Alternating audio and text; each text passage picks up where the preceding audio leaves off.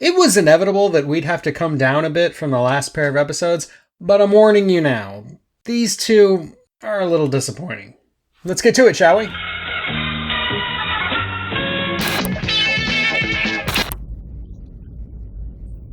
Hold it! Hold it! It is an area which we call the Twilight Zone.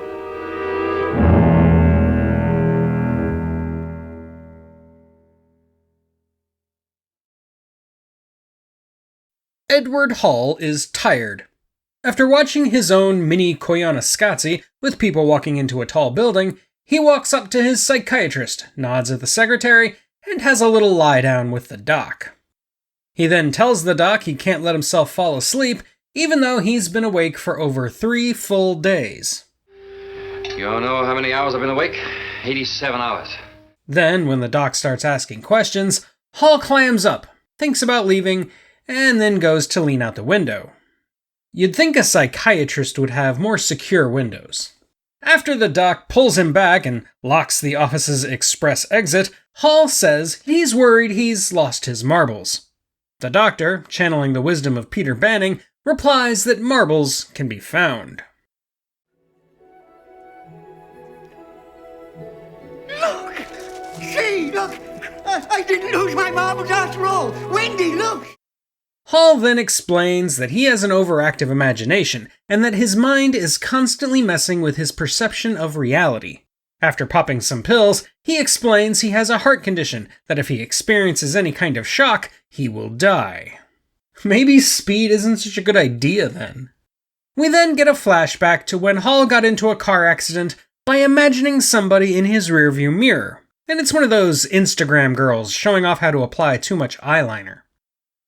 Though he survived the accident, he was assured that one more event like that and he'd definitely not make it.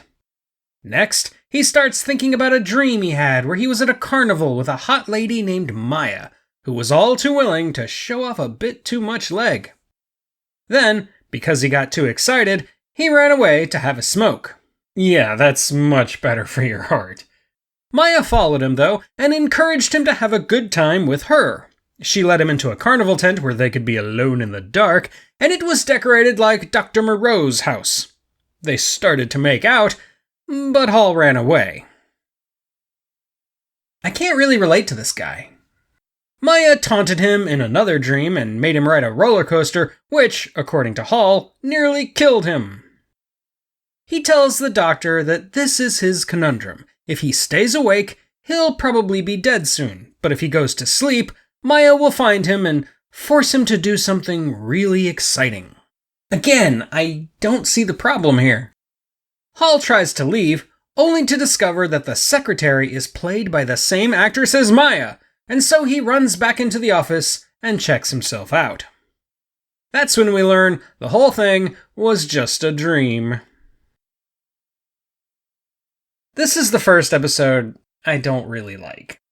It takes far too long to explain the central problem, and when it finally does reveal why Hall is so dead set on staying awake, it's pretty weak and unconvincing.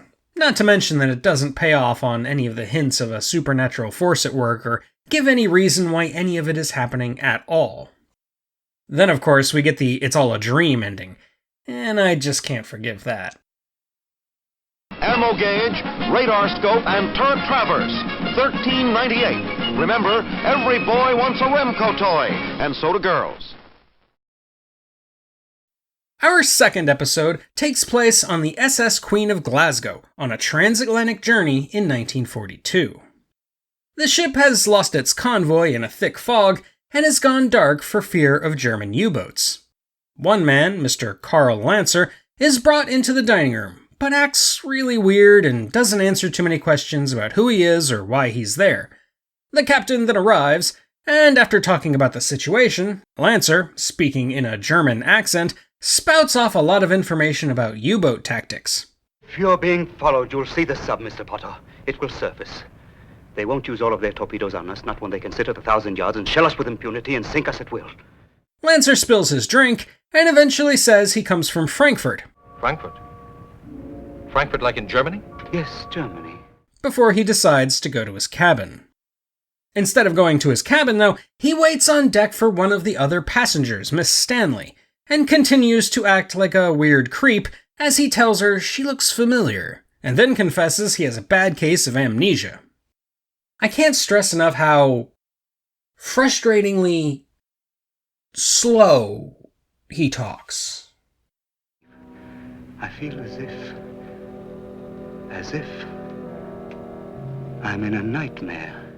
As he starts to go on about being doomed, We're doomed! Doomed! the captain sends a man to escort him to the bridge. The captain then asks for his passport, which he can't produce, and discovers Lancer's amnesia. While Lancer is on the crew manifest, nobody seems to know anything about him, least of all Lancer himself. Back at his cabin, he and a porter start looking for his passport, only to find a German naval officer's cap, labeled with the name and rank of Karl Lancer, submarine captain lieutenant. Later, Lancer is getting drunk in the dining room when the engine fails and he starts to freak out, convinced something terrible is about to happen. He goes back out on deck, only to see a U-boat bearing down on them. He runs around like a lunatic trying to get help, but nobody seems to hear his shouts. Nobody other than his hallucination, of course. Back on deck, he witnesses the U-boat's attack, led by none other than himself in a German uniform. In what is a genuinely harrowing sequence, we then witness the horror of the Queen of Glasgow being sunk with all hands. This is where all the effort and money went into this episode, and it shows. Then, on the submarine, Lancer talks with one of his men about the sinking, with the other man commenting on how he fears he will be punished in the afterlife by being forced to bear witness to the terror he caused over and over again for all eternity. And now look, this episode is definitely a step up from the last one, but it's still frustrating in a lot of the same ways.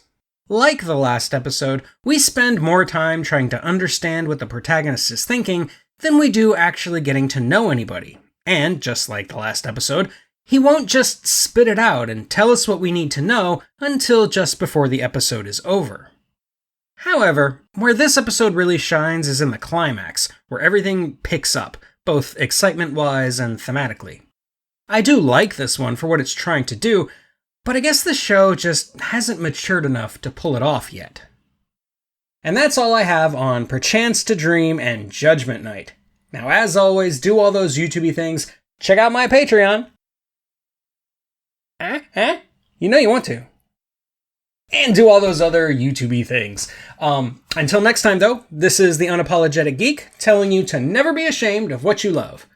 As long as you're not hurting anybody. Take me in there, Edward. It's dark inside. Soft and cool and dark. What are you waiting for? Do it!